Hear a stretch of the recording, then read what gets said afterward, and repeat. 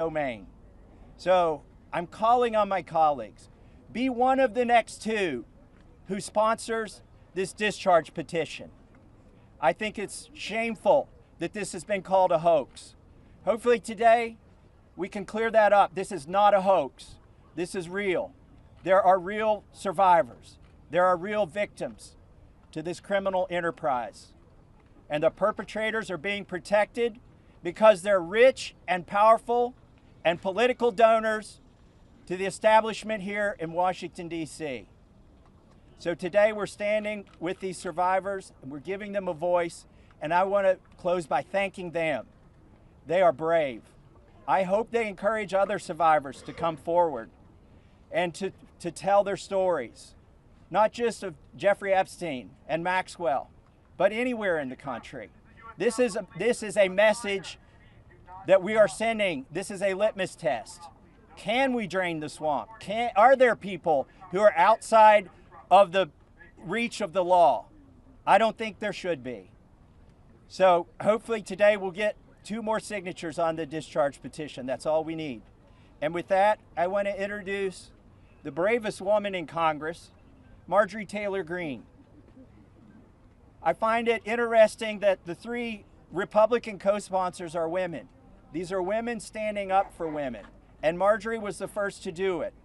And I think she deserves all of our gratitude for breaking that barrier and leading the way for the other Republicans. Hopefully they can find their spines as well. And with that, I give you Marjorie Taylor Greene. Yes. Good morning. This is my 5th year in Congress, and this is the largest press conference that I've seen since I've been here. And this is because this is an issue that matters so much to Americans. This is an issue that doesn't have political boundaries. It's an issue that Republicans and Democrats should never fight about. As a matter of fact, it's such an important issue that it should bring us all together. It's grieved me to watch the arguments and debates take place among my colleagues and even the administration. I think this is something that was worth fighting for. You see, the women behind me are going to tell you stories that you've never heard before. These are unimaginable horrors that they've lived with for their entire lives since they were very, very young. But these are also similar stories that many children, teenagers, women, and even men are enduring nightmares right now as we speak.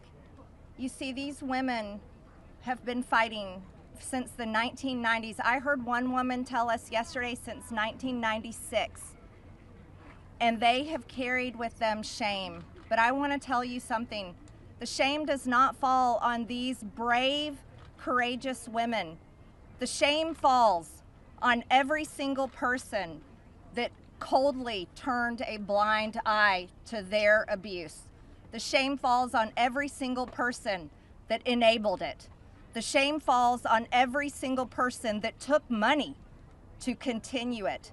And the shame falls on the people in power over the past several decades that protected the monster, Jeffrey Epstein, and his cabal that continued a nightmare.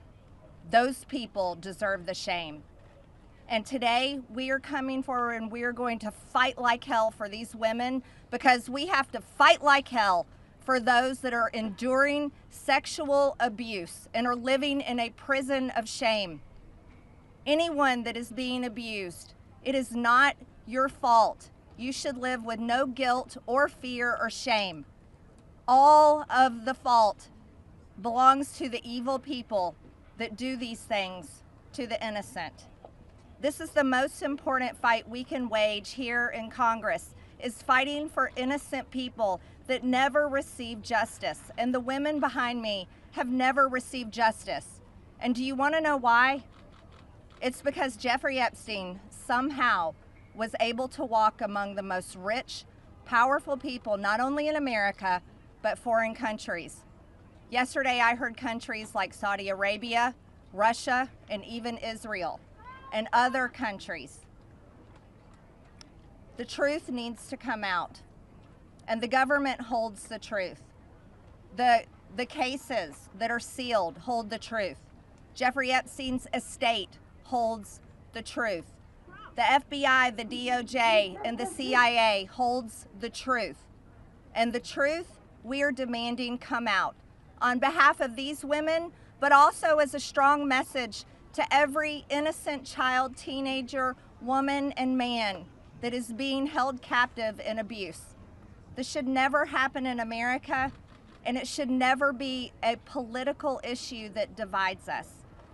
And I want to thank Khanna and Thomas Massie for doing something brave, crossing political boundaries for a very important fight. And I'm honored to join both of them. And I'm honored that Nancy Mace and Lauren Boebert signed the discharge petition along with myself. And I asked my Republican colleagues not to choose just one path for justice and transparency and accountability, but I asked my Republican colleagues to choose every path for justice and accountability and transparency.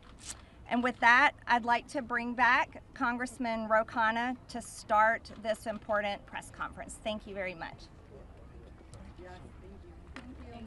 Thank you, Congresswoman Green, for your courage and for being here, and thank you again to Congressman Massie for co-leading it. I now would like to introduce two people who have been fighting this for decades. They haven't had their voice heard. The victims haven't been heard. They haven't just been on this in the last few months. They've been doing this in the wilderness for years, and they are really models of courage. Bradley Edwards and Brittany Henderson, who are the attorneys for the victims. Thank you for being here.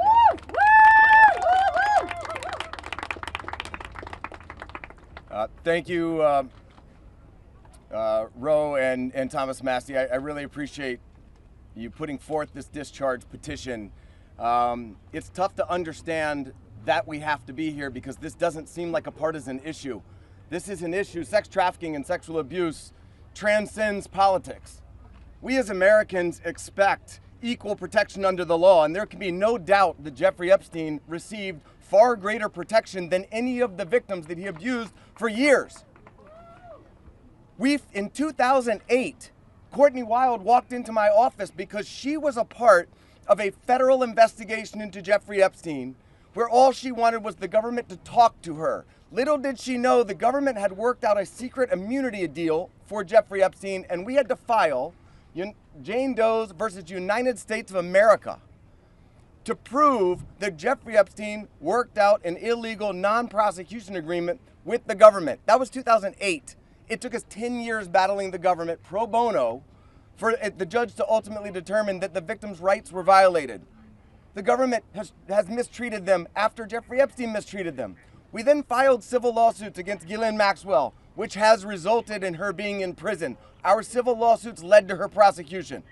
We filed lawsuits against Jeffrey Epstein, against his estate, and against two financial institutions, JP Morgan and Deutsche Bank, that proved that they knowingly provided the financial infrastructure for a sex trafficking operation.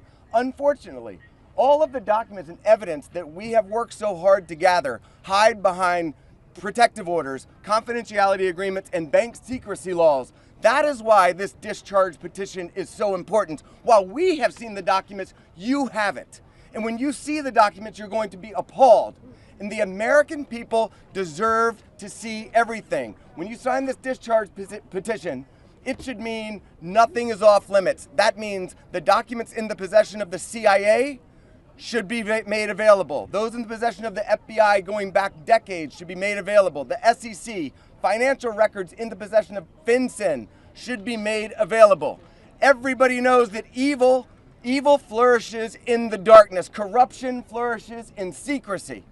It is time right now to make a difference for the women that are behind me right now.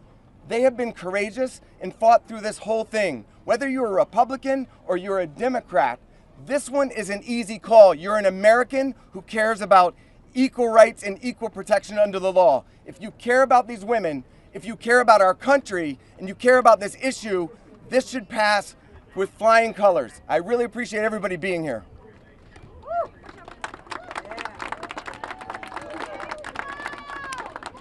All Hi, good morning. My name is Brittany Henderson, and I think in addition to thanking the wonderful congressmen and women who are here today, we need to thank the women, and not just the women who are going to speak, but the other women who are standing behind them, along with other lawyers, Sigrid McCauley, and people who have been fighting for a very, very long time for the world to give this kind of attention to an issue that it should have had forever. This administration has the opportunity to do what the past administrations did not do. This administration can either stand with the victims and stand for the victims, or it can continue to hurt the victims like has happened in the past. We aren't here just to ask for transparency though, we're here too to ask for protection. The women here represent hundreds of other women who we have spoken to, many of whom were trafficked from other countries, from Eastern European countries where women don't have the rights that we have here. Women don't have the protections that we have here. And those women are terrified that their names will be released in these files. The government won't know that they're victims to redact and protect them. So we ask that you please, whoever is going to be in charge of redacting these files and in charge of this transparency, do it in a way that protects the women brave enough to be here, but also protects the women who are terrified that every day when they turn the TV on, something bad is going to happen to them in Ukraine, in Russia, in whatever country they live in, because no one is listening to them there. So thank you for being here, thank you for listening, and please protect these women while we seek transparency. Good morning. My name is Anushka DeGiorgio, and I stand before you today as a survivor of both Jeffrey Epstein and Ghislaine Maxwell. I want to thank Congressmen Massie and Khanna for their role in putting together this very, very important bill. Every day of this journey toward healing has come at a profound cost to my mental health. But I am here. I chose to come because this bill really matters. I speak today not only in service of my own recovery from trauma inflicted by Maxwell and Epstein, but to honor the lives, the courage and sacrifices of Virginia Giuffre, Caroline Andriano, and others who could not continue. Their voices mattered. Their stories must not be forgotten. Accountability is what makes a society civilized. Equal opportunity and equal consequence for all. Consequences are not about punishment alone. They exist to deter future harm, to protect vulnerable, and to set a standard of justice. If Ghislaine Maxwell were pardoned, it would undermine all the sacrifices I made to testify and make mockery of mine and all survivors' suffering. That is why the Epstein Files Transparency Act is so essential. It requires the Department of Justice release all the records related to Epstein and Maxwell investigations, flight logs, immunity deals, internal communications, and even the records surrounding Epstein's detention and death. And crucially, it forbids withholding documents simply because of embarrassment, reputational harm, or political sensitivity. This is about ending secrecy wherever abuse of power takes root. But transparency alone is not enough. Survivors need protection, resources, and legal support. If this Congress is serious about justice, then let this moment also affirm your commitment to provide victims with the legal aid they need to confront abusers, to navigate complex systems, and to reclaim their power. Transparency must be matched by support, or else too many victims will remain silent out of fear and lack of access. The statistics demand action. Nearly 1 in 5 women in America will experience rape or attempted rape in her lifetime. Every 74 seconds, someone is sexually assaulted. Every 9 minutes, that person is a child. These are not numbers, they are people. They are your daughters, your sons, your constituents, your friends. Statistically, 1 in 5 of your families will face this nightmare. The days of sweeping this under the rug are over. We, the survivors, say no more. I want to help create a world where survivors of sexual abuse and abuse of power can come forward safely. And I ask Congress to join me in that effort, not only by passing this bill, but by ensuring that those who step forward have legal support to face their abusers, and see justice done. When Judge Berman gave Epstein survivors the chance to finally speak, the world listened. After so many years, survivors were heard. That moment was historic, and so is this moment. For me, the turning point was when I had my daughter, and on the day she was born, I knew I had a responsibility to protect her and to protect all children. I have to use my voice, the voice that had been silenced by fear and shame for so many years. Make no mistake, my polished exterior is a shield hiding a wound that still bleeds. But through this wound, I have found purpose. To be part of lasting change in how we confront exploitation and abuse. And to be clear, the only motive for opposing this bill would be to conceal wrongdoing. You have a choice. Stand with the truth, or with the lies that have protected predators for decades. I am no longer weak. I am no longer powerless. And I'm no longer alone. And with your vote, neither will the next generation be. President Trump, you have so much influence and power in this situation. Please use that influence and power to help us, because we need it now and this country needs it now. Thank you.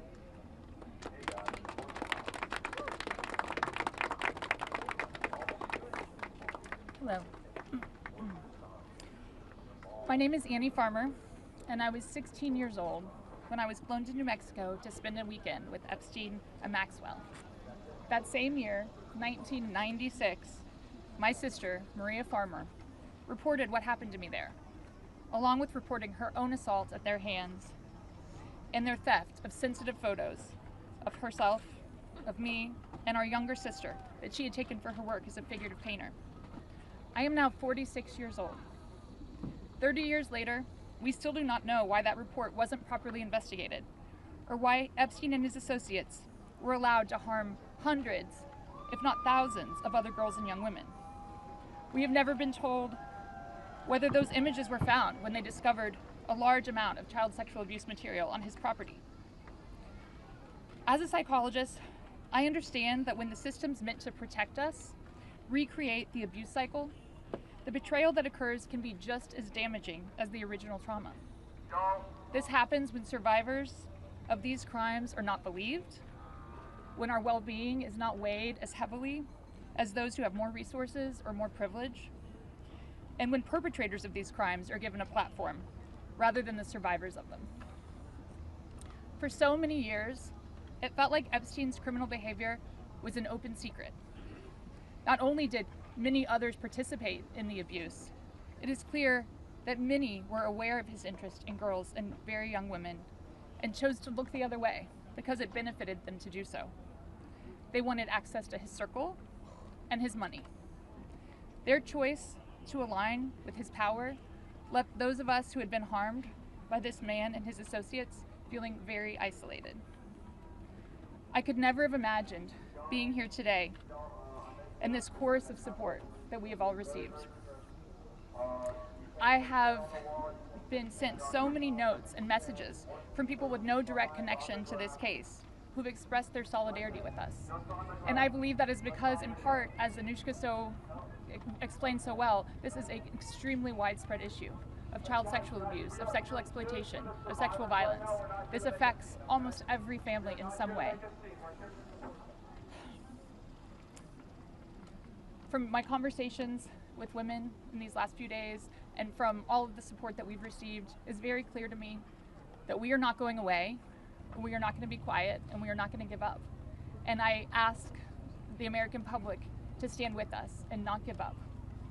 At a time with record high levels of distrust in our institutions and a perception that there are two Americas, one for those with power and privilege and one for everyone else, passing this Epstein Transparency Bill is one important step that can be taken to prove to Americans that the government does not side with sexual perpetrators. A thorough public review of this information is an important step in preventing the type of systemic failures that have occurred in this case and harmed all of us. An important step towards healing for those involved. Thank you.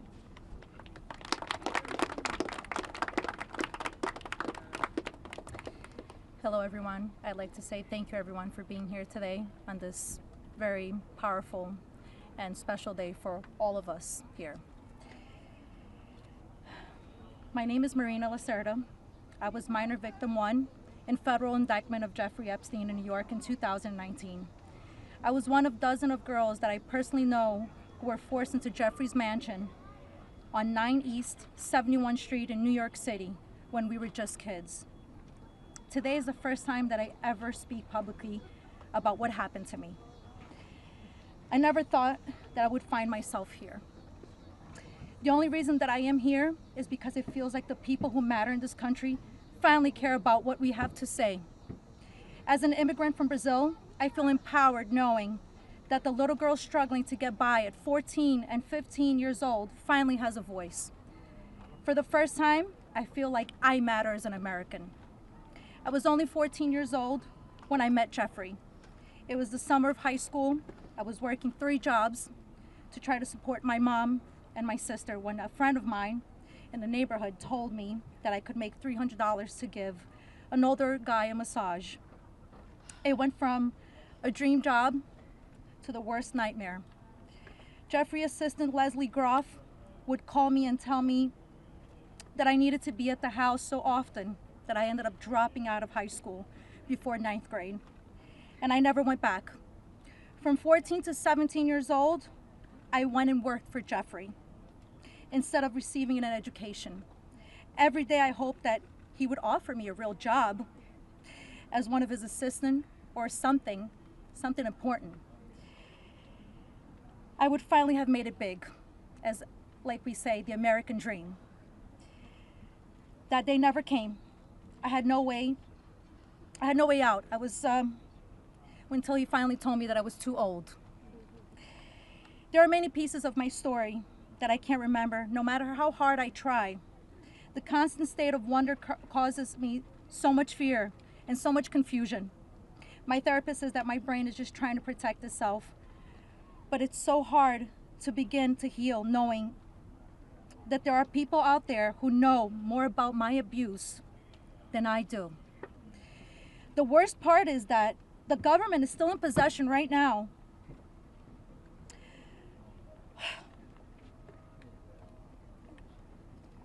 of the documents and information about that could help me remember and get over all of this maybe and help me heal.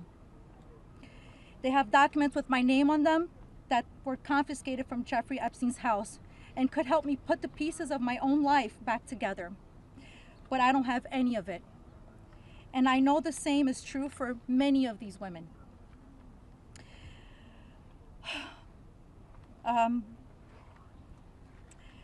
We are here to support this bill today, not only for transparency, but for the American people.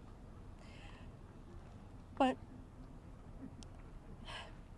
if the government is going to release these documents to the public, describing the crimes committed by Jeffrey Epstein and others, the least that they can do is give me my documents that they have about me. The other survivors deserve the same respect from our government. While identifying information must be redacted to the public, it is equally important to provide the victims themselves with unredacted information. I will never forget when the FBI agent showed up in my door in 2008. Jeffrey Epstein hired a lawyer to represent me, or more like to represent him, I like to say. I couldn't ask any questions, and I had no idea what was going on. I was terrified. Until today, I think most of us are still terrified. I thought somebody was going to kill me. I thought something was going to happen to my sister or my mother. It went further out to even maybe thinking something would happen in Brazil with my family. And then one day, the lawyer said that everything was just gonna go away. Like nothing happened. I didn't need to testify. When I asked him why, he gave no explanation. That was it. So why? Why was I never called to testify then? We could have saved so many women. We could have saved so many lives from being abused. Why did he get away with it in 2008? Why was he able to go on in the abuse with hundreds of girls after the Florida investigation? Why didn't they let me testify to help stop him? Our government could have saved so many women, but Jeffrey Epstein was too important and those women didn't matter. Why? Well, we matter now. We are here today and we are speaking and we are not going to stop speaking. Today, I stand here with the women who have really helped me to find the strength to come out and come forward to share my story for the very first time. Together, we are stronger than ever. While she may not be with us, Virginia Roberts, we will continue to use our voices to strengthen yours always. Thank you.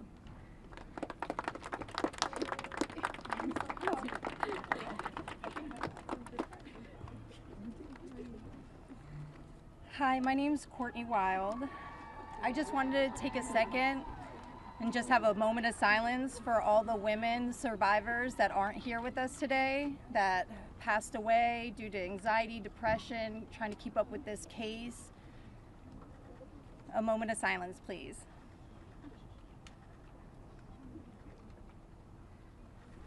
Thank you. My name is Courtney Wild. I was only 14 years old when I was introduced to Jeffrey Epstein by a 13-year-old friend of mine. The details of the abuse that he inflicted on me for years is not important today. In 2028, I was cooperating with the federal government in the investigation of Jeffrey Epstein. They sent me a letter telling me to be patient because this was going to be a lengthy investigation, but at the same time, they refused to talk to me and tell me what was going on. So I hired an attorney, Brad Edwards, because I was hopeful to get some answers. When I walked into his office at 19 years old, Brad sued the government for refusing to tell me what was going on under the Crime Victims' Rights Act. The only reason anyone ever found out that the government had already given Jeffrey Epstein immunity through the non-prosecution agreement was because our lawsuit forced the government to tell us. Otherwise, nobody would even know that today. Sometimes it's hard to believe that I had to sue the United States just to learn that my abuser was given immunity. I started as Jane Doe, but I decided I was proud enough to take on our country, and I was on the right side of history. We fought the government for 10 years to prove that the government violated our rights as crime victims and the crime victims' rights in order to protect a pedophile. We had to win the 11th Circuit Court Appeals to force the government to turn over thousands of pages of emails between Jeffrey Epstein and the government. Those emails provided the proof that the government worked very hard with Jeffrey Epstein to violate our rights. Why? Why did the government work so hard to protect Jeffrey and not so hard to protect me and my other innocent friends? Why was Jeffrey so important to the government, and why was I so insignificant? Why did nobody but our lawyers care before now? It seems people have only started to care because of Twitter and politics. But I would like to say this has nothing to do with politics. This is not a blue thing or a red thing. This is an everyone thing. We can all agree on this. The injustice that has happened here. Multiple, over and over. Everybody that talks about this just seems to make it worse. We need transparency. It's time for us to see beyond the curtain. Why was Jeffrey Epstein so protected? Who is still being protected? And who protected them all, so the world can understand how Jeffrey was able to abuse so many of us for so long. I was lucky to have Brad Edwards, Brittany Henderson, and Paul Cassell take on my case pro bono and fight fearlessly over 20 years' time. I would like to thank them, and I'd also like to ask the Trump administration to please sign off on the Crime Victims' Rights Reformed Act, the Courtney Wild Crime Victims' Rights Reformed Act that's we're trying to get passed here so we can close the loopholes in the CVRA case that Epstein's attorney used to their benefit to get away with this. Thank you so much.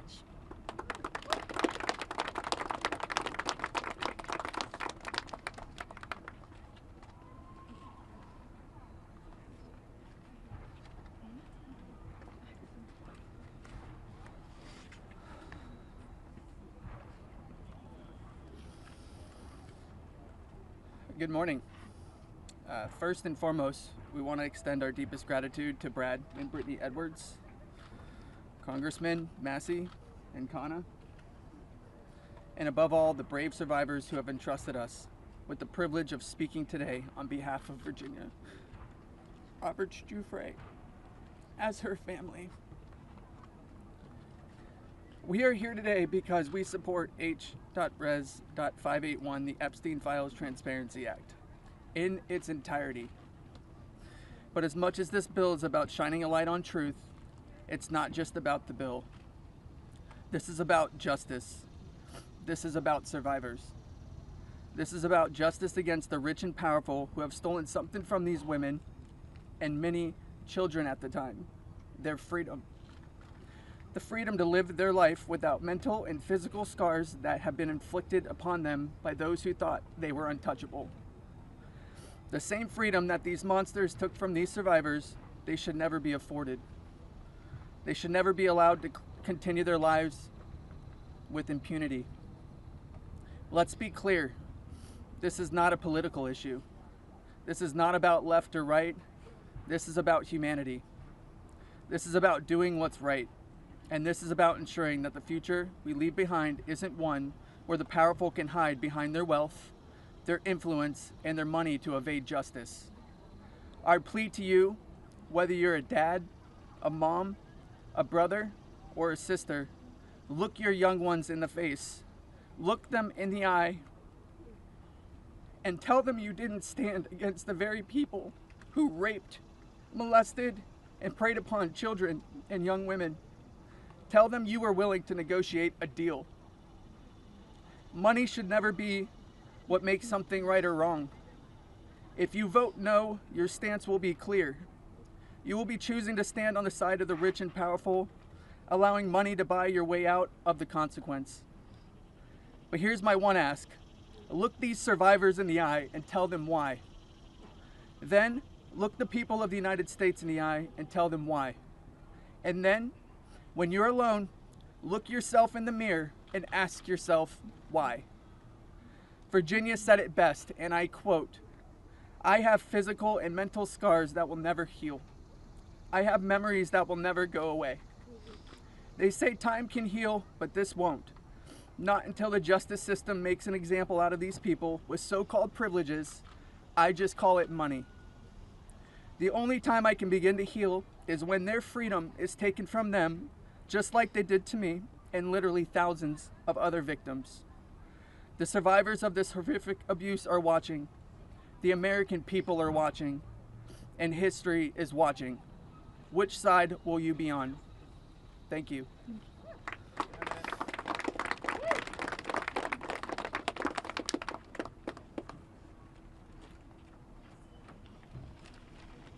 Hello, my name is Jenna Lisa Jones, and I was only 14 years old when my friend brought me over to Jeffrey Epstein's house in Palm Beach in 2003. I had a terrible home life, but I was such an innocent kid then. I always did my best in school, and I had such a positive outlook on life. Until that day that I met Jeffrey, I have never been more scared in my life than I was that first time that he hurt me. I remember crying the entire way home, thinking about how I couldn't ever tell anyone about what actually happened in that house. This guy was so rich and had so many pictures with so many famous people, and no one would have ever believed me if I told them. I want to thank Congressman Rowe and Congressman Thomas Massie for having me here today. It was really hard for me to find my voice and to become strong enough to speak about my abuse. I didn't come forward until 2019, and even then it was like I was afraid of a ghost. I know that I was just a little kid, but sometimes I still feel like it is my fault that this happened. Being given the opportunity to speak at the United States Capitol building about something that is so important, not just to me and the women before you, but to the entire country. Together, we can finally make a change. And that is thanks to the people like these two congressmen and their teams who actually care about the victims. If you are a member of Congress and you are listening to all of us speak here today, please really listen to us. Please vote for this bill to be passed. Please recognize how important it is for transparency relating to Jeffrey Epstein. Whether you are a Democrat or a Republican, this does not matter. This is not about sides. You are an American and you are a person who has chosen to serve in an elected position to stand up for those you represent who cannot always stand up for themselves. We are those people. We are the Americans that you promised to protect. And we need your help.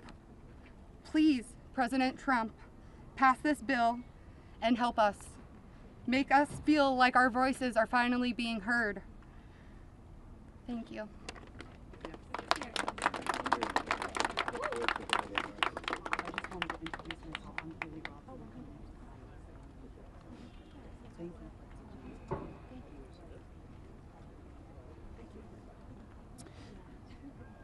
Good afternoon. My name is Haley Robson. I was a 16-year-old high school student athlete who made good grades and had high aspirations for college when I was recruited and asked by a classmate of mine alongside with a 20-year-old male if I wanted to give an old rich guy a massage. But what high school girl would not want to do that? That day changed my life forever. And when I got into the massage room, Jeffrey Epstein undressed and asked me to do things to him. My eyes welled up with tears, and I have never been more scared in my life. When it was over, he paid me $200 and requested in exchange that I bring a girl each time to make another $200. I told him I did not want to do that, and then he gave me an ultimatum. Either you come here and massage me when I call you, or you bring me friends of yours to massage, and I will give you $200 per girl for each time she comes. I felt and hoped to never hear from him again, but he called me every day. He was so wealthy and powerful, and he would not let me go. I felt I had no choice. If I disobeyed him, I knew something bad would happen. So knowing I did not want to be sexually abused, I started to bring him other girls from my high school, and he paid me $200 for bringing them. I just hoped each time it would be the last time. One day, the stepmom of one of the girls brought him and called the police on Jeffrey Epstein. The police then called me in for questioning. I had told them the truth despite the fact that I was a teenager and a minor, and I was able to tell the police the names of all the other victims. The police treated me like a criminal. I had, by this time, had turned 18. I had been with Jeffrey since I was 16 and for 2 years. So they had told me So they told me I was going to be arrested. My name was then distributed to the press as a co-conspirator of my abuser, who I detested. My entire world was crashing in around me, and I started being threatened and bullied, till this day still receiving death threats. I was singled out and for many years had to suffer a smear campaign of lies about me because of the way that I was portrayed by the press. The press made me out to be a predator when I was just a 16-year-old little girl who was sexually abused by a powerful man and an evil man. For years, I had no friends. My boyfriend was murdered, and there was nowhere to turn. The government, after investigating more, learned that I was true a victim, but the damage was done and it was too late. There was no way to undo the harm the press had caused me.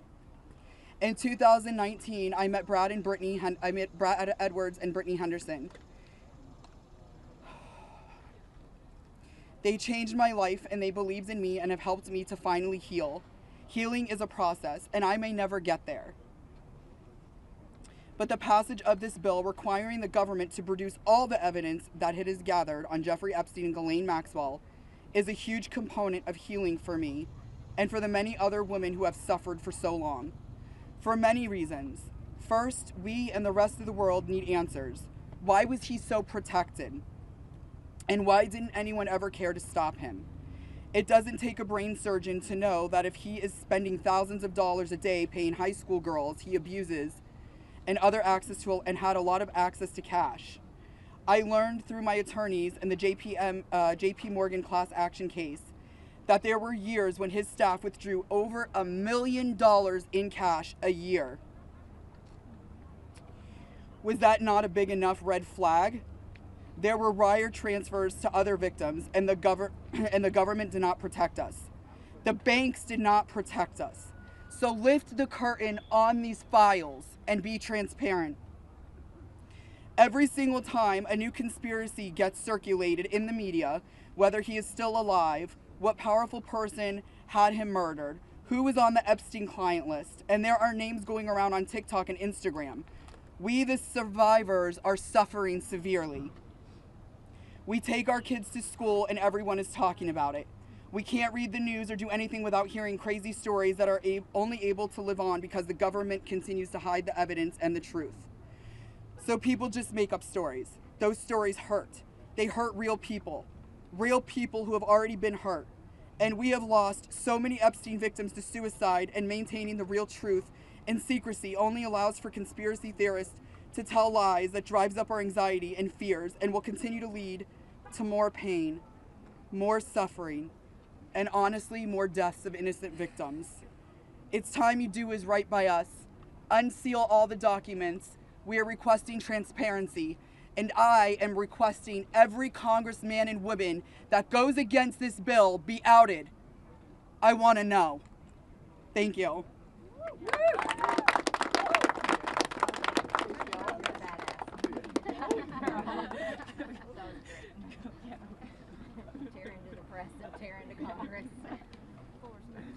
Hi there, my name is Lisa Phillips, and I'm the host of a award-nominated podcast called From Now On, a platform supporting survivors. I want to thank all of my survivor sisters who came before me today. I'll be very short. In the year 2000, I was taken to Jeffrey Epstein's island while on a photo shoot on a nearby island. Who I saw and what I experienced there was a glimpse into a very dark and disturbing world. For years after, I tried to avoid Jeffrey, but he had introduced me to Katie Ford, the owner of the Ford Modeling Agency. Epstein's reach went to the very top of fashion, arts, and entertainment. This did not just happen to underage girls in Florida. In New York City, hundreds of young, ambitious women were abused by him. Epstein was not just a serial predator, he was an international human trafficker. And many around him knew, many participated, and many profited. And yet, he was protected. So I stand here today for every woman who has been silenced, exploited, and dismissed. We are not asking for pity. We are here demanding accountability, and I'm demanding justice. Congress must choose. Will you continue to protect predators, or will you finally protect survivors? And also, I would like to announce here today, us Epstein survivors have been discussing creating our own list. We know the names. Many of us were abused by them. Now together as survivors, we will confidentially compile the names we all know, who were regularly in the Epstein world. And it will be done by survivors and for survivors. No one else is involved. Stay tuned for more details.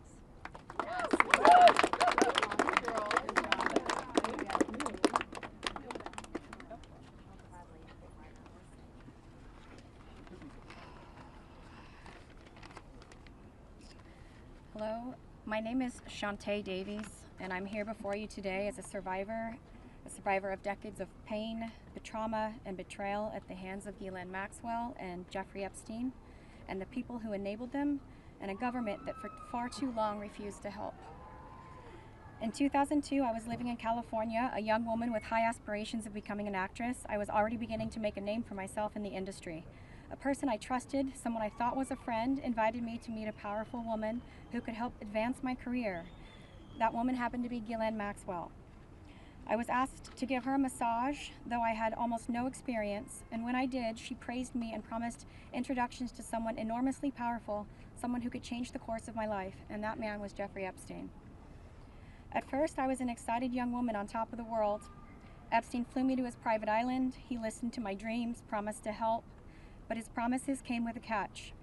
The abuse began. He told me to keep it secret.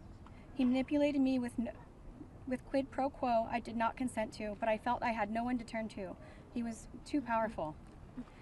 I was just one of the many young women trapped in his orbit. I was even taken on a trip to Africa with former President Bill Clinton and other notable figures. In those moments, I realized how powerless I was. If I spoke out, who would believe me? Who would protect me? Epstein himself was the most powerful leader of our country. Epstein surrounded himself, with the most powerful leaders of our country and the world. He abused not only me, but countless others, and everyone seemed to look away. The truth is, Epstein had a free pass. He bragged about his powerful friends, including our current president, Donald Trump. It was his biggest brag, actually. And while what I endured will haunt me forever, I live every day with PTSD. I live as a mother trying to raise my child while distrusting a world that has betrayed me. This kind of trauma never leaves you. It breaks families apart. It shapes the way we see everyone around us. But one thing is certain, unless we learn from this history, monsters like Epstein will rise again. There are files, government files, that hold the truth about Epstein, who he knew, who owed him, who protected him, and why he was allowed to operate for so long without consequence. Why was Maxwell the only one held accountable when so many others played a role? Why does the government hide this information from the public? This secrecy is not protection, it's complicity. And as long as the truth is buried, justice will remain out of reach. That is why this bill matters. Passing it will, bless you, ensure that the suffering of survivors is not in vain. Passing it will bring accountability, transparency, and prevention. It will help protect the next generation of predators who seek to place themselves above the law through wealth, influence, and connections. This is not just my story. It is about every survivor who carries invisible scars. It's about the weight we live with daily. It is about the families broken and the futures stolen. So I ask you, President Trump and members of Congress, why do we continue to cover up sexual abuse and assault? Who are we covering for? Let the public know the truth. We cannot heal without justice. We cannot protect the future if we refuse to confront the past. Thank you.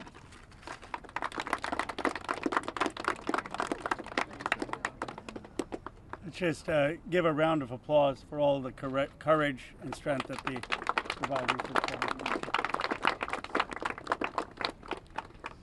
We now will take a few questions. You can always get Congressman Massie, me, or Congresswoman Green in the hallways and other places. If you have questions for us, that's fine.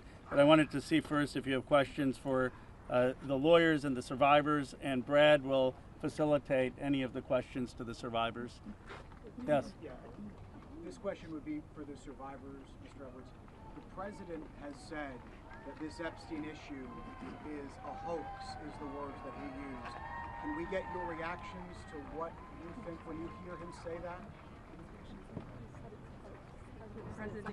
I'll answer that. Mr. President Donald J. Trump, I am a registered Republican, not that that matters because this is not political. However, I cordially invite you to the Capitol to meet me in person so you can understand this is not a hoax. We are real human beings. This is real trauma. What does it feel like emotionally to hear that? Devastating. It's being gutted from the inside out.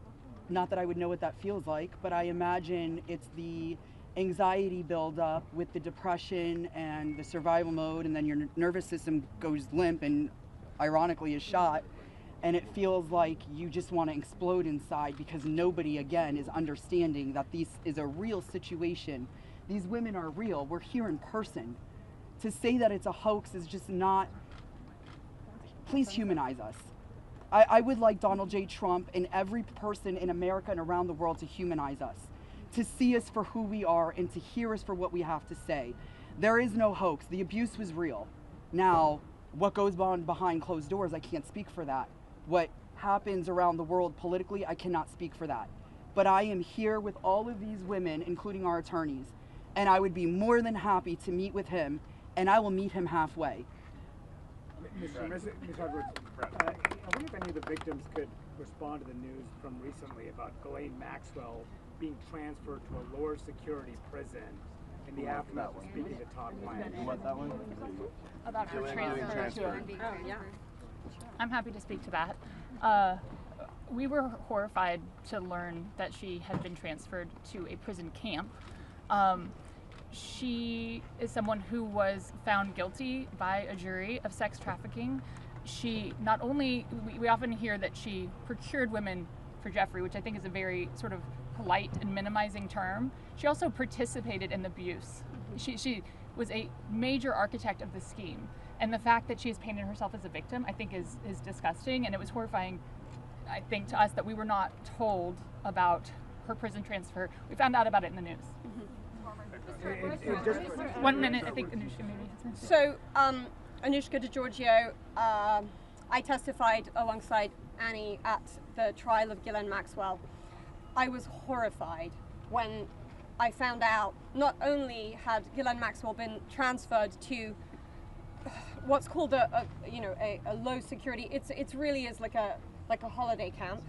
And then afterwards, I got a notification from the Department of Justice telling me that this was going to happen when it had already happened. This woman abused children.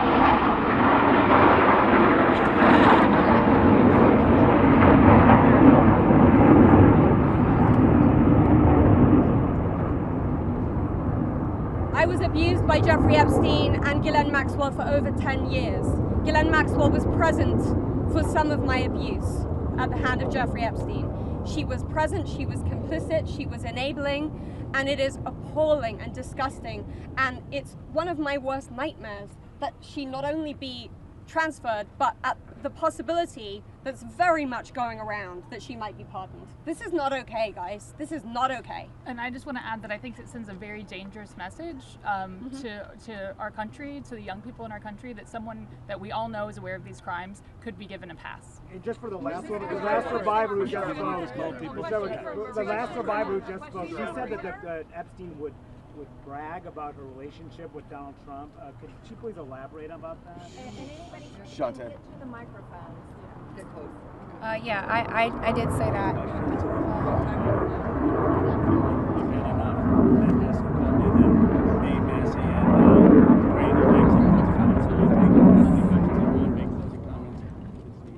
My first trip to the Palm Beach residence, I drove there from the airport with Ghislaine Maxwell, and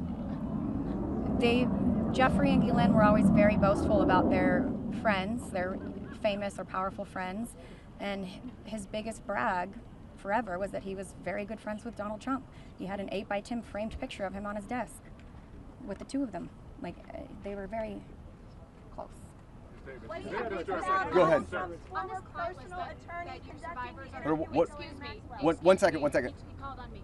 For this client list that you ladies are putting together, you said it would be confidential, but will the public, could you clarify, will the public get to see that? So Lisa, what's your envision here? Is it going to go to the public or just amongst the survivors? No, we're reaching out to survivors that are scared. So come on up.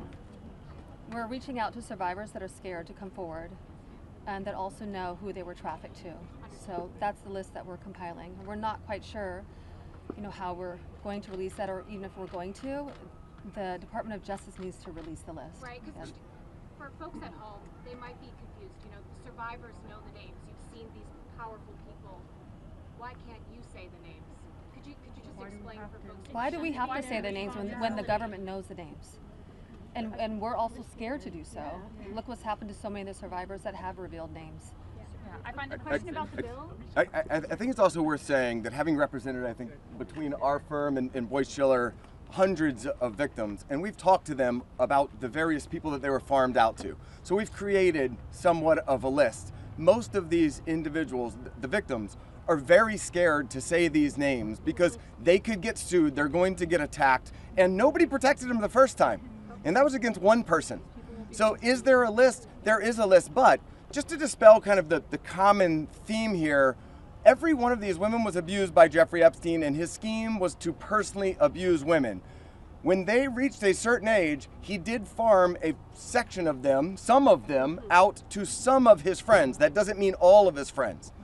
With that said, I'm more than happy to assist in helping create the list behind the scenes and see what we do with it. But if someone's interested, Go ahead. Hold on. I think if someone's interested in prosecuting, they may have something different to say about sharing a list. But they're not sharing a list for nothing to happen, and that's the experience that they've had for all of these years. Thank you all. We're waiting to see the fate of this discharge petition right now as we're here. The speaker and others have said that the people he met with yesterday had concerns about your names being released if this bill were passed. And some people I talked to today are not signing the discharge petition because they say you don't want them to. Can you clarify if that is accurate? Do any of the survivors here not want the bill to pass? First of all, our legislation, Khanna and I went through this, we talked about this, and we were very careful to make sure that there is an exception so that personally identifiable information, not just their names, but anything they could be identified by, would not be disclosed. And can you speak to that as survivors yourself? I think all of them are on the same page, that they want everything released. Yes, they unequivocally redact personally identifying information and release everything else. Okay. So, Mr. Edwards, thank you. I know it's your first time speaking. I'll go to Marina if we can. Yeah, sure. Marina, you have stayed silent for so many years. Today, this is the first time, if we understand correctly, you have never before gone public with your story and to share this. Can you help us understand why today, why now, and why here? Well, it is not okay for us to be silenced, and it's not okay for Jeffrey Epstein and everybody else to be put on a pedestal. I think everybody needs to hear from us because we know what went on, right? And there is not only me who's been silenced, there are hundreds of women that are silenced. My hope is to stop this abuse for the future, right? For people that are coming up, for women.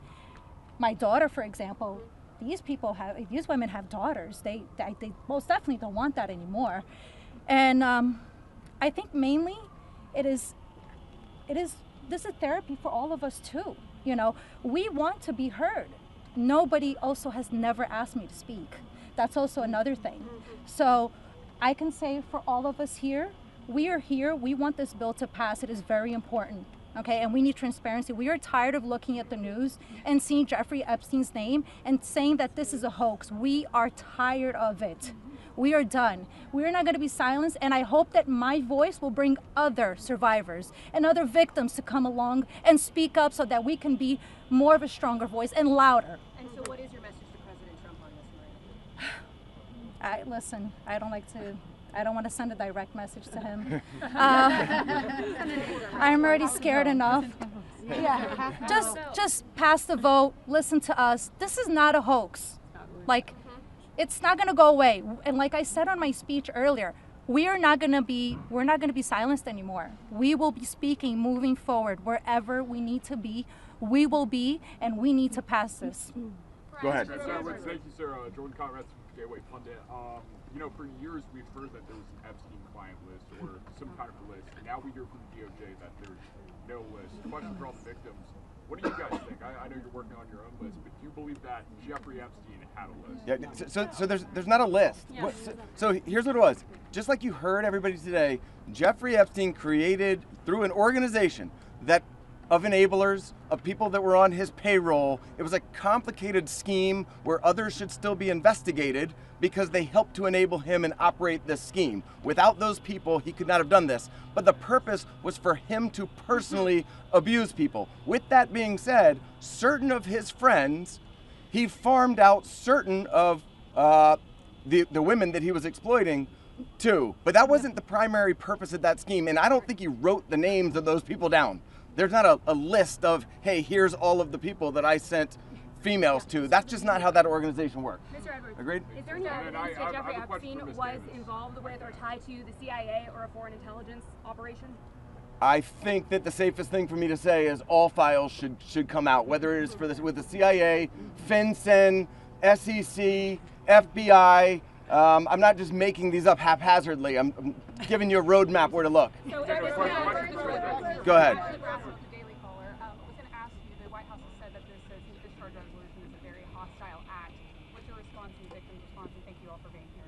I'll go first and then I'll let them. They're much more important than me, but I don't understand why it's a hostile act. I can tell you that I talked to President Trump back in 2009, and several times after that. He didn't think that it was a hoax then. In fact, he helped me. He got on the phone. He told me things that were helping our investigation. Now, our investigation wasn't looking into him, but he was helping us then. He didn't treat this as a hoax. So at this point in time, I would hope that he would revert back to what he was saying to get elected, which is, I want transparency. This about face that occurred, none of us understand it. In fact, I don't understand how this is an issue that's even up for debate. How do you not stand behind these women after you've heard their stories and know that hundreds of them were abused, and it was only because files are being kept in secrecy? The world should know who he is, who protected him, and the other people that are out there to be investigated need to be investigated. Sir, Are there any people who are currently serving in government who are named, who you know of, are in these files, who you had relations with, anything of that sort, who Jeffrey Epstein connected you with? Are you willing to say yes or no? I don't think I can answer that. Mr. Edwards, right here, please. Mr. Edwards. Mr. Edwards, sorry. Mr. Edwards, you represented Virginia Roberts Dufresne, correct? Because they're saying they're being scared to talk. I think she's referring to my speech. She's very good. Hi, Anushka DeGiorgio. I have been threatened. I was threatened by phone. My daughter was threatened when I was volunteering to participate in, by means of being a witness in a civil lawsuit that Virginia Giuffre was bringing against Ghislaine Maxwell. I have been followed. I have been stalked. I have been followed not only by journalists, but by people who do not get out of the car and do not try and talk to me and just drive behind me as I drive my daughter to school. So the fear is very real for us. I have also been in multiple situations with both Jeffrey Epstein and Ghislaine Maxwell, where they have been direct and indirect about implying and saying that if I was to talk, if I was to bring any kind of trouble, then there would be severe consequence, including death. Just to add to that, Maxwell also threatened my sister Maria Farmer. When the FBI did nothing about her initial report, she reported individually at that time, and then in 2002 we spoke to a reporter at Vanity Fair telling our stories, fearful that perhaps other people were being harmed. We were not. We believed that was going to make a difference. We believed that would be put in print, and that story was crushed. And it was because of their power. And the message that we got from that was direct threats from Maxwell to my sister about her well-being and her safety and that of our family. So I think many people have similar stories of threats. That has been a very real part of this case. Go ahead, over here. Do any of today's survivors speaking, did anybody here ever have any connection or interaction with Epstein's alleged financier, Leslie Wexner? No. Do you want to address that? I just want to say one thing that's very clear when people say, please share names. There are names that are very well known, like that of Les Wexner, who everyone knows supplied an enormous amount of Epstein's financial wealth and allowed this operation to happen. So it's, I think, confusing to many of us why there have not been more ramifications for him, and he's been seen as a victim when clearly I believe there's more to it. Mr. Edwards, right here, please. Mr. Edwards? Yeah. Yeah, so you represented Virginia Roberts Dufresne for many years.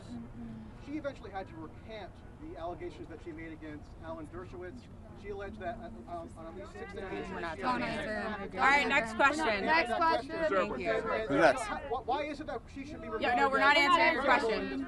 Anybody else? How did the victims feel about the interview that was given to Ghislaine Maxwell by Todd Blanche? Why are you going to answer that question? Okay, ma'am, I think that you had a question.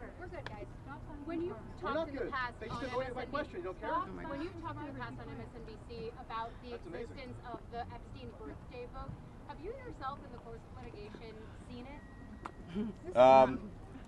I don't know that we're able to reveal what we've seen and what we have not seen by way of protective order, but my point being in that circumstance was, if anybody wants answers, there's an easy place to get it. I told you where to get it. I said the estate of Jeffrey Epstein has it, serve a subpoena on them, they'll turn it over. And if we had served a subpoena on them in the past, they would have turned it over and we would have seen it, which I don't usually miss subpoenas like that. So there we go. Mr. Edwards, can you elaborate Go ahead. on just say one thing on that. You know, to your question about the allegations, there's a simple answer. Release the files. Let the American public decide. Instead of harassing, instead of, I gave you your say. Look, against a prominent individual among others. You're hired by Dershowitz. And then had to admit, But, other counsel. you know, even he knows what I'm talking about. That contained hugely salacious allegations against a whole. You've been heard. You've been heard. Shouldn't you tell the public about this? You've been heard. And even Alan Dershowitz says to release the files. Release the files. That is the answer, and that's what we're here for. And that is the.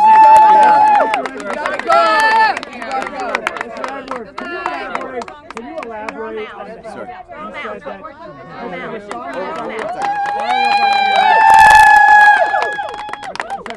You said that Donald Trump gave you help in 2009. Can you elaborate on your interactions with Donald Trump back in 2009? And for any of the victims, they didn't ever see the president, but then not president yet, but they didn't ever see Trump with Epstein in any way.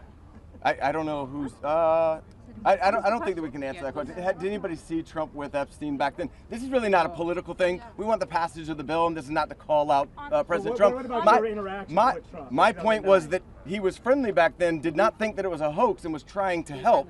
And now it seems like all of a sudden somebody's in his ear and he's not. So I'm hoping he'll come back to where he was back in 2009, be on the side of the victims and stand with us. On the passage of the bill, go ahead. Wanted to ask the victims what they thought of the interview with Todd Blanche with the Deputy Attorney General when the DOJ. Did you answer?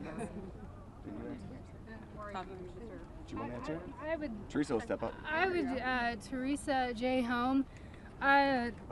Happy to speak on that because what I will say is she got this airtime and platform. Her voice was elevated way before our voices were elevated here today. And that same calm, manipulative voice that she had so polite there that day with Todd Blanche was the same polite, coercive, manipulative voice that I heard as she was grooming me to then send me off to the home of Jeffrey Epstein where he would assault me. So that's what she was doing for hours, speaking with me, building relationship with me, building trust with me, allowing me to believe that I was going to get this job, a dream job that I had been recruited from my college, flown across the country from Los Angeles to New York City to interview, so I thought. So her voice that day was the same voice that sent me off to a monster. So nothing can be believed from what she says because she's been charged with perjury. I myself could sit there and listen, and as I did, I sat there and listened to this woman's voice lie. And there was no pushback from Todd Blanche because does he even have the facts to be able to push back on her? We could sit there and push back. Why didn't we get to attend that? Why weren't we there that day? Or why wasn't even one of us consulted prior to that day in that meeting? And why on earth has she been moved from Florida to her, it basically is prison spa. I mean, you know, let's be real. None of us were consulted. I found out, just like everyone here found out, through the media, through all of you. We found out about Ghislaine's transfer. So I'm very angry to sit there and listen. The feelings that come up listening to this woman's voice is repulsive. Yes, I would say it's triggering. We all work very hard on healing. And it still gets to us after 2 decades. It's a very long answer, but it's repulsive to sit there and listen to her voice in her interview. Can we take two more questions? One over here. My reporting in Vanity Fair directly led to a $100 million payment from J.P. Morgan to the Virgin Islands. Will you go after the DOJ, the FBI, because they're sitting on evidence? I've held the evidence in my hands. Can you speak to that? I think that there's nobody that's immune from us going after them if there's a legitimate action to take. So to the extent that that evidence exists, then show it to us and we'll help in every way we can. We stand with the victims. Okay. One more. Can the survivors speak to, speaking of being threatened and being afraid to come forward with the story, to the case of Katie Johnson, who alleged that Donald Trump and Jeffrey Epstein... I don't think we can talk about. I don't think we can talk about that case. I do think it's worth saying, though, despite the comments that he made, Virginia Roberts Giuffre is an American hero. She is somebody without whom we would not be able to have this voice. She was the one who had courage to name names, speak out against people, and she was standing up against everybody at one time with an enormous amount of pressure. And most of these women are here because of Virginia Roberts Giuffre. All right, last one. Johnson says he's protecting the innocent.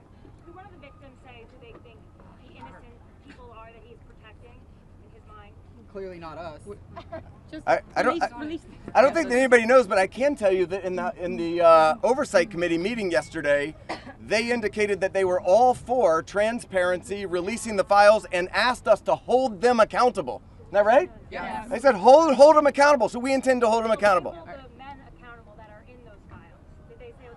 We're going to show them where to go with it, and as long as they're doing their job, they should. I'm going to turn it back over to Bro Khanna. Thank you.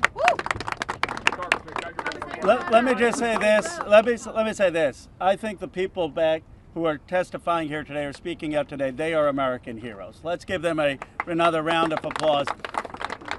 And you say, look, Thomas, Marjorie, and I, we're huge believers in the First Amendment, and we believe in free speech, and we take abuse all the time. But you see, you see why it's so hard to do what they have done, because they come forward and you subject yourself to national scrutiny and national questioning. And I just want to say from the bottom of my heart how appreciative I am and how proud I am of what you've done today. You made a big difference.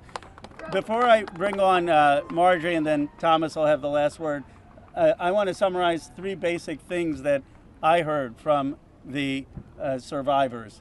First, they want to know why our government covered up for someone rich and powerful. Why is it that we have 2 Americas? People say, why do you need to release the Epstein files if Epstein is dead and Maxwell is in jail? Because we don't know who all was involved in the cover-up. Why are there rich and powerful people who didn't have justice? They want to know that. Second, many said it's important for their own closure. They don't know their own abuse. They want to understand what's in these files for themselves. And third, we heard that there are many others who obviously were involved. And they want to know, and the American people deserve to know what was there in those files. I actually think they're helping us come together as a country. I've never done a press conference with Marjorie Taylor Greene before. I've done some with Tubbs, but look, this country is divided, it's exhausted.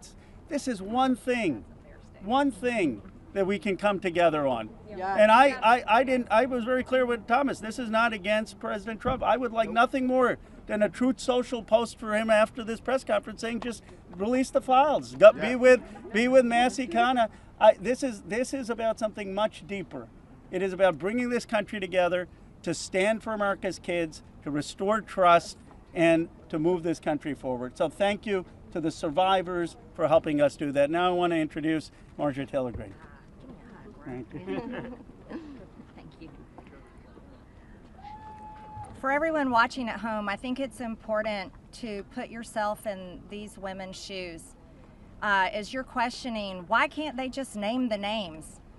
What you don't realize is they just told their stories of being raped and being abused, being victimized, being manipulated, being coerced, and basically held in a prison of captivity of sexual abuse while they were young teenagers and extremely young, vulnerable women.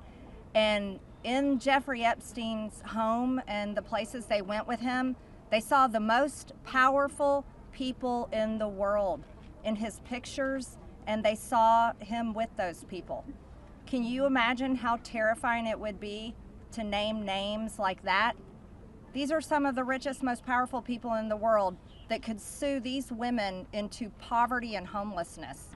Yeah, it's a scary thing to name names, but I will tell you, I'm not afraid to name names.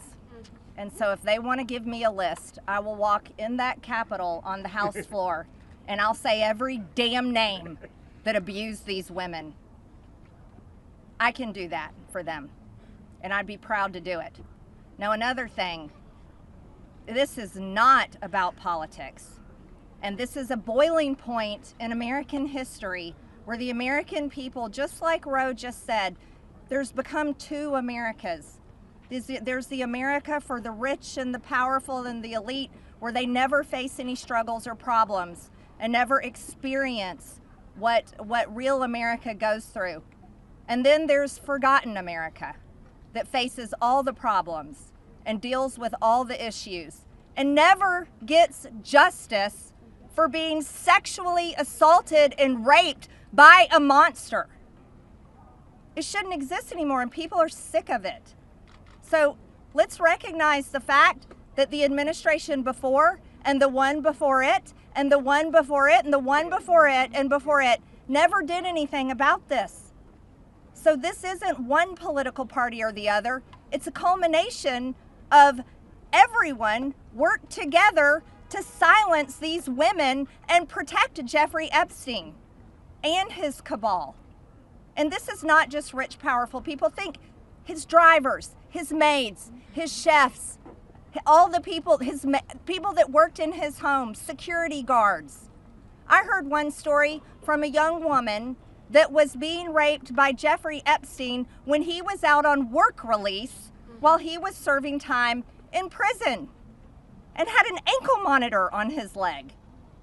Guess what? There was a police officer outside that door.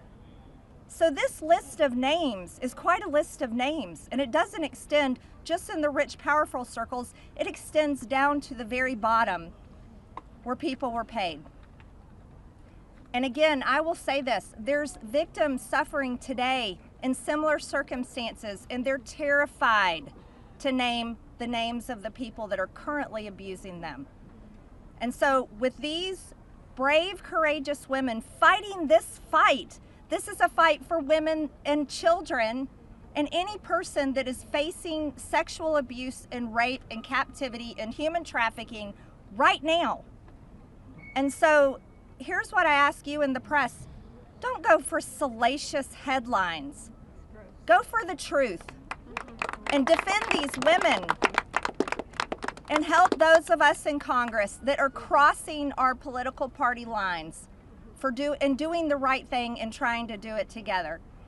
And thank you, Roe, and thank you, Thomas. And now I recognize Thomas Massie from Kentucky.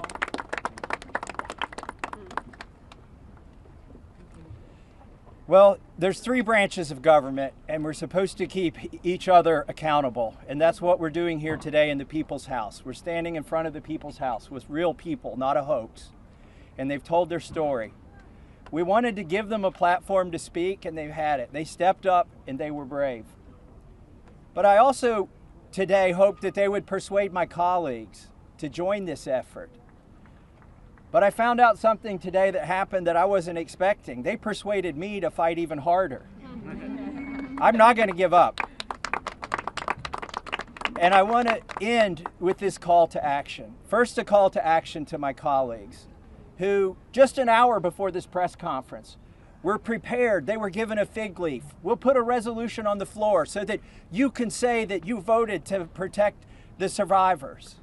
Their resolution doesn't really do anything. And that's the oldest trick in the swamp. When you want to kill the momentum, when you want to kill initiative, you introduce a placebo, a different bill that does nothing. and then try to pull the wool over the eyes of the American people. That's not going to happen this time. We demand real accountability. I encourage my colleagues, please, there's over 200 Republicans who have not signed this discharge petition. We only need 2 of them to sign it. And every Democrat will sign it. And that will get us the number we need to force this vote, to pass a law, not a polite request to the DOJ to police themselves. No, we need legally binding legislation to force that to happen. And my main call to action is to the people watching these live feeds that are going through these cameras right now. Congressmen, listen to you. Light up their phones. Burn down the phone lines here in Washington, D.C.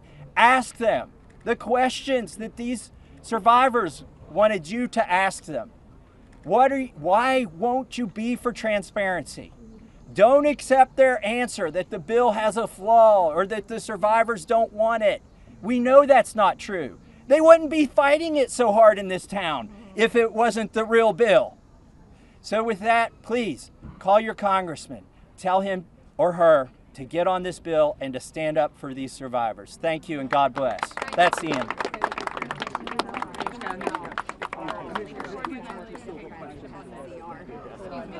Thank you guys very much. This is unbelievable. I mean, this is the first time in America.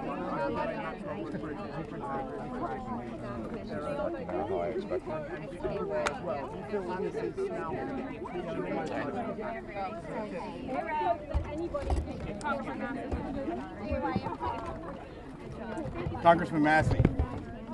Congressman Massie.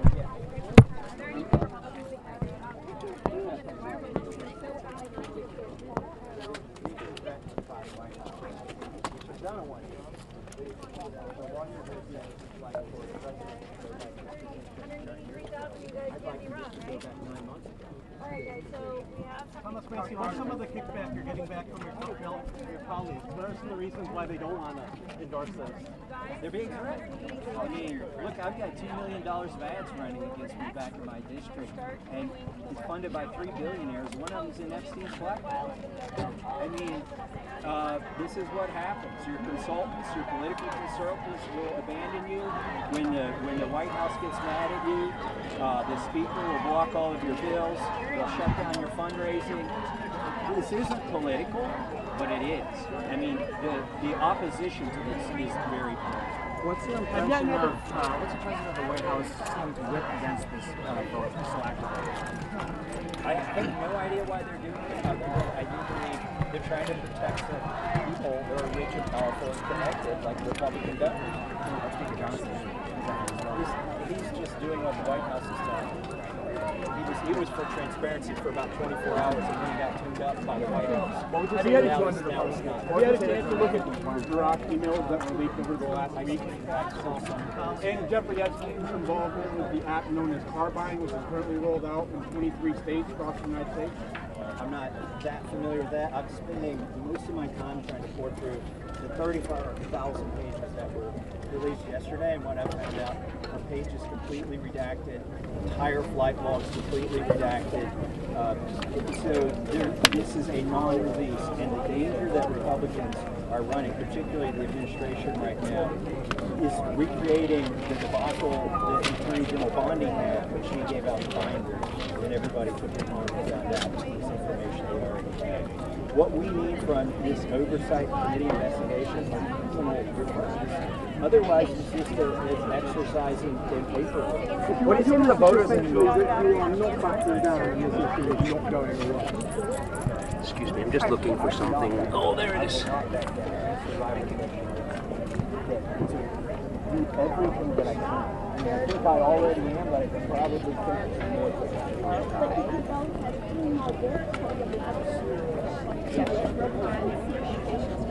Well, it's not the end of today.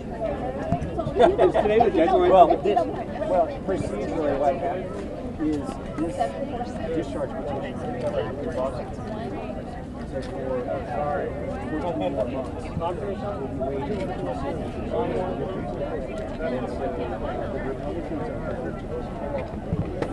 then would go to the Senate. And the Senate. Let me hear your voice. Those are the next steps. But I think that's particularly that the speaker offered a special to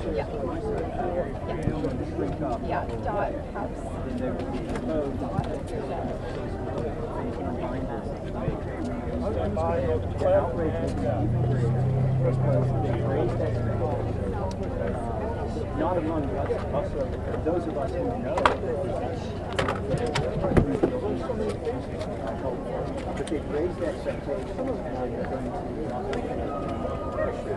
What is your message to Republicans who might be wavering? Well, my message is it's an opportunity. Once we get through these issues, we're not collecting these. So be one of those two that are on the right side of this.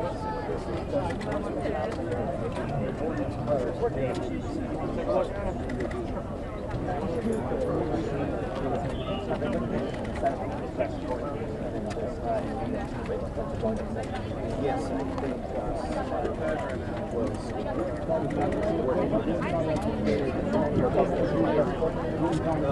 not that I know of yet.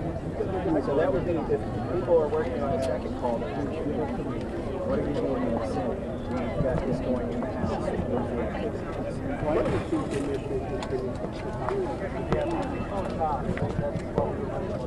Well, they dug in, they decided they don't want it released. So it's a threat. It's a threat. And I think it's also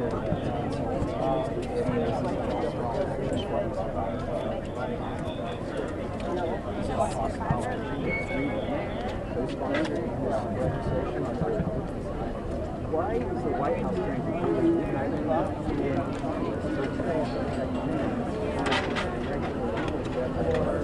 that's a question you need to ask. We're the media. They need to stay. They just basically tell the White House, I support your ideology with the White House, but on this issue, 8% of the 80% of what want these files released, and the other 20% are paying attention to the issue. So it's the right thing policy-wise, and it's the right thing political-wise, but they just have to disassociate themselves from what they feel is a Are you personally worried at all by White House's threats against you or No, I'm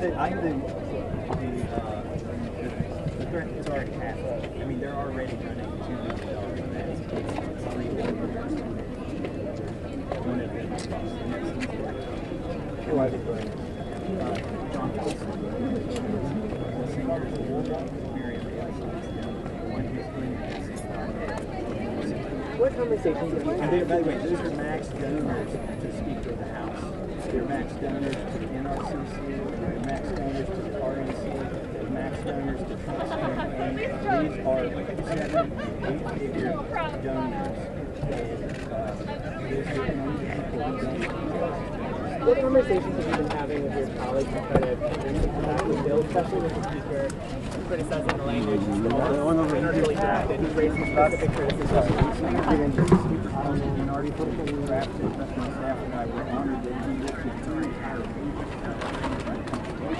from the staff.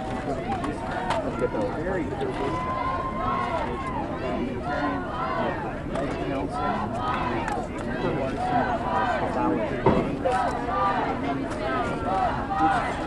Most of my effort has been in basically dispelling the